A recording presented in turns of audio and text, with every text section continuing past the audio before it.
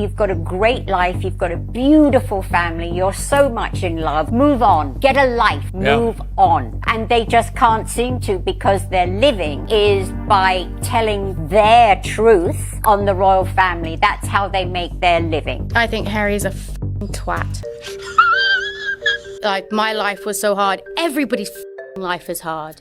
Yeah, you were the prince of a goddamn country who dressed up as a Nazi, and now you're trying to come back as the Pope? Suck it. Damn! They are under the impression they have big thoughts. Big thoughts. Like Meghan and Harry, I've listened to both of them talk. Garden variety retards.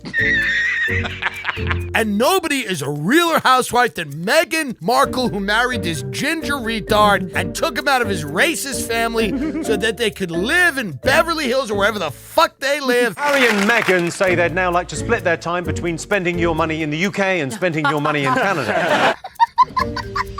Sharon Osbourne just called out Meghan Markle for turning every private family drama into entertainment content for profit. And not only that, she also called out how Meghan was extremely disrespectful to the late queen. The curtsy, the thing she said about medieval times, her lunch with the queen was like medieval times, which, as you know, is a Disney-type entertainment place for kids. And it's just so horribly disrespectful and just a wine fest. But that's not all. Meghan and Harry even managed to get on Bill Maher's nerves. And what he said was so devastating that you have to see it to believe it. His takedown was unlike anything we've seen before. We'll get to that moment in a bit, but first you need to see just how systematic Sharon's destruction really was. Her critique started with the most fundamental question that nobody in the mainstream media dared to ask. You know, they were given far too much importance because what do they do? Sharon's asking what everyone's been thinking. What exactly do they contribute? It's a simple question that exposes the emptiness at their core. They're not creating anything of value, just talking about the royal family. And her feelings were validated by Joe Coy at the Golden Globes, who delivered the punchline that perfectly captured their business model. Turns out Prince Harry and Meghan Markle will still get paid millions of dollars for doing absolutely nothing. And that's just by Netflix. That line hit hard in a room full of people who actually produce content to justify their deals. Netflix paid them $100 million, and what did they deliver? A nonsense documentary in December 2022, and then silence. The Sussexes collected the check and delivered the bare minimum. Kelly Osbourne took it a step further with an even more personal take on their failure to deliver. You've been handed the world and every major contract, you had podcasts, you have all of this, and you didn't deliver because there's nothing to deliver. Yeah, because you don't have it. And that's okay. And I think they do have a right to privacy, but that doesn't seem to me what they're looking for. Kelly's assessment is brutal because she's watched this pattern firsthand. Spotify's deal in 2020 got canceled by 2023 after producing barely any content. They don't have the work ethic or creativity to be successful content creators, yet they keep taking these massive deals. But Sharon wasn't just critiquing their work ethic. She also turned her attention to how they present themselves publicly. Cuddly, lovey, holding hands, going everywhere together. It's so disingenuous. It's like, come on. The constant hand-holding, touching, and stage kisses feel performative. Compare them to William and Kate, who rarely display public affection at official events. There's something calculated about it, like they're trying to sell us on their relationship. And speaking of calculated moves, comedian Nikki Glaser had her own theory about what Meghan was really after. She wants to be famous. She found the guy to make her the most famous in the world, and now she's over there and she's like, oh, this isn't what I thought What's the point of being famous in a castle every day? Meghan wanted fame, and Harry gave her exactly that. She became the most famous woman in the world overnight, then complained about it. Her claim that she didn't know what she was getting into doesn't hold up when you look at her history of chasing fame through acting, blogging, and social media. If she didn't marry him, she would be on The Bachelor this season, fighting for Prince. She would be Megan M. from Sherman Oaks barista. She just got lucky. Nikki's saying if Harry hadn't worked out, Meghan would have been on reality TV competing for any available bachelor. She wasn't in love with Harry specifically, but what he represented: ultimate fame, status, and platform. With all this in mind, Sharon then delivered one of her most ominous predictions. It's going to end very, very badly, and I don't know why. It's like history repeating itself. Coming from someone who's watched countless celebrity implosions, this prediction carries serious weight. Sharon's recognizing the patterns: isolation from family, dependence on controversy, inability to build sustainable careers. She's seen this movie before and knows how it ends. Sharon's next observation cut even deeper, focusing on how Harry transformed his life into entertainment content. It's all just craziness going around and around, and he's turned his life and the royal family's life into a soap opera. Harry took serious family issues and private moments, then turned them into products to sell. His memoir, Spare, wasn't about healing. It was about monetizing every grievance and private conversation. That's creating a soap opera for profit. Beyond the victim narrative, Sharon also addressed their complete lack of direction. I think they're totally lost. You know, one minute they're making a cartoon, then they're doing a documentary on them, now they're saving the world. They just haven't found their path in life yet. Sharon's highlighting their desperation. Spotify's Archewell Audio got canceled after barely producing content. Netflix documentaries got initial attention, but no follow-through. American Riviera Orchard has been plagued with delays. They're throwing everything at the wall because nothing's sticking. Even British satirical shows picked up on their contradictions. In California, we're just a regular couple living close to Oprah and far from the paparazzi. But not too far. The puppet show nailed their hypocrisy, living in Montecito near Oprah while claiming to want privacy. That's not seeking solitude, that's seeking the right kind of attention. The best thing is, no more following Granny's rules. Don't wear your pants on your head, Harry. Don't bath on the butler, Harry. The satire captures Harry's Arrested Development perfectly. He's a man in his 40s celebrating freedom from Granny's rules, like a teenager, not understanding those protocols gave his life structure. If I want to play polo in my living room, who's gonna stop me?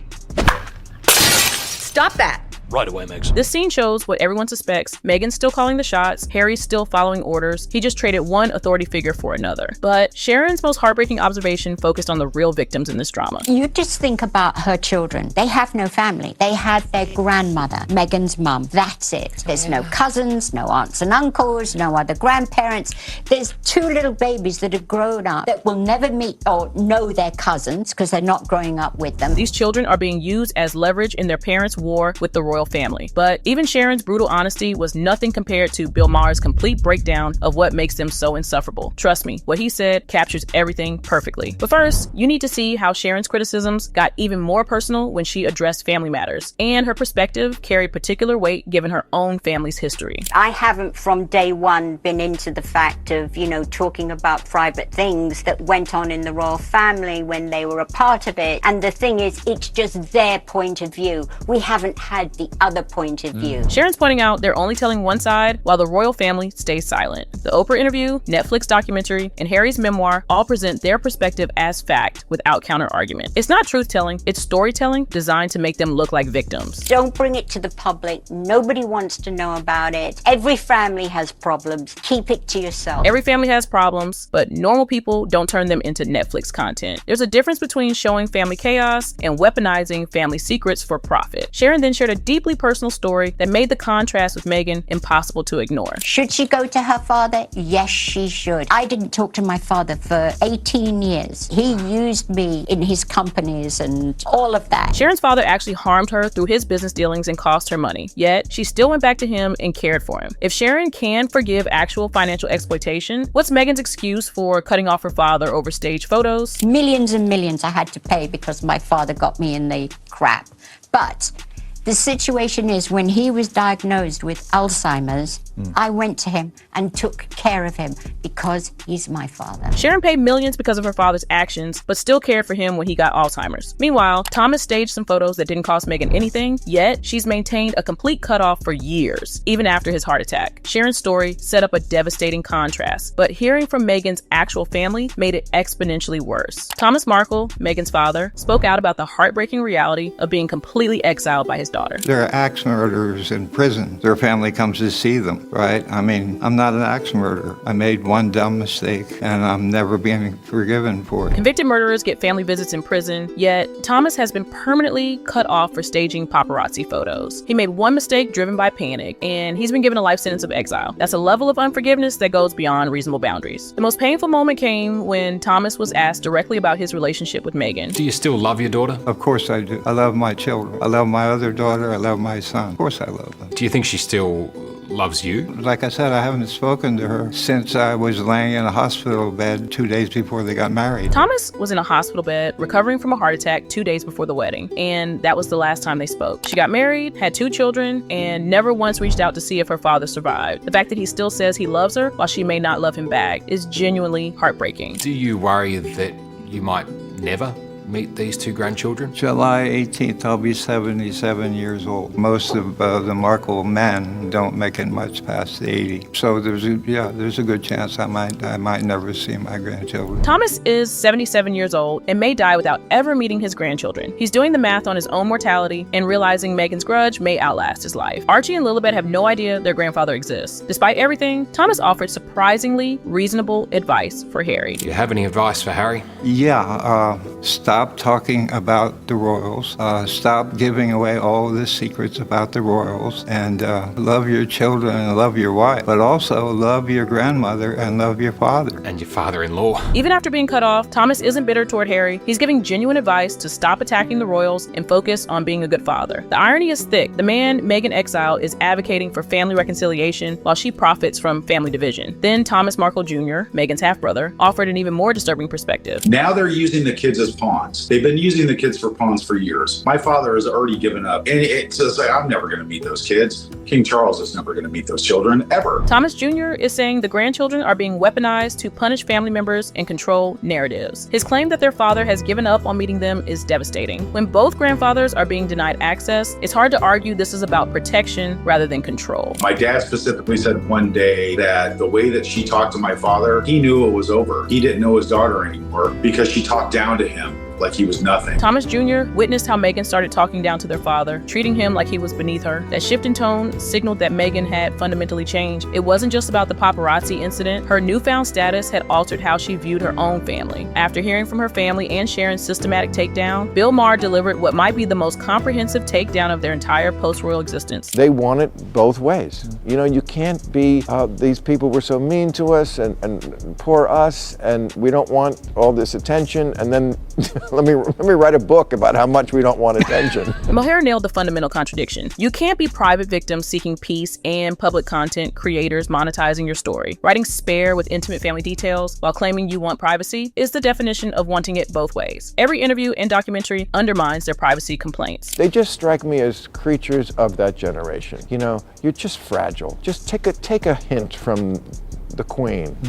The recently departed. Never complain, never explain, and rarely be heard speaking in public. Maher is connecting their behavior to broader generational patterns of fragility and needing constant validation. The comparison to Queen Elizabeth is devastating. She endures 70 years of scrutiny without publicly complaining. Meanwhile, Harry and Meghan can't go 6 months without another interview about their struggles. You're complaining about your hard life, and you're so privileged. It's just so weird. It's ridiculous. I totally agree. They're living in mansions with millions of dollars in global platforms, yet complaining about how hard their lives are. The gap between their lifestyle and their complaints is absurd. Maher's calling it ridiculous and completely out of touch. And I will not bend the knee and just go along with the nonsense. That's what's so annoying about them.